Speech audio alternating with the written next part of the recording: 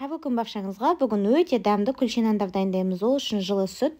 Жылы сүттің үстіне су құямыз. Менде видеоға дұрыс түспей қалыпты. Содан соң тұз және шекерді салып, ерігенше араластырып аламыз.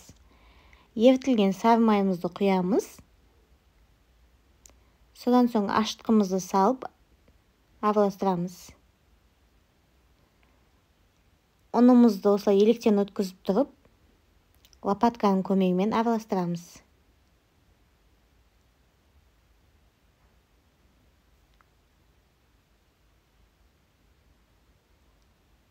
Содан соң қолымыздың көмегімен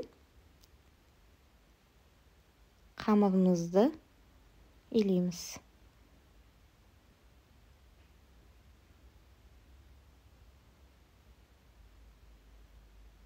Қамырымыз өте жақсы иленсе, яғни июі қанса, нандарымыз өте әдемі болып шығады. Сондықтан қамырымызды жақсылап илейміз, табағымызды қырып.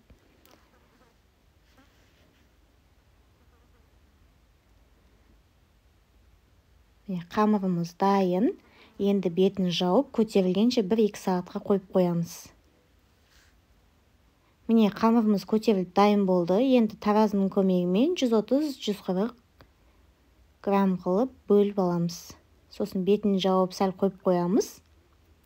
Содан соң қолымызды кішкене майлап, осылай қолымызбен басып шығамыз.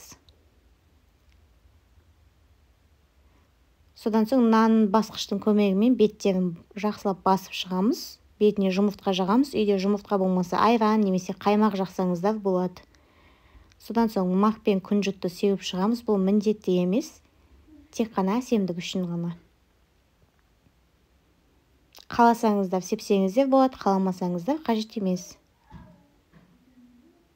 Содан соң қызып тұрған пешімізде пісіріп аламыз.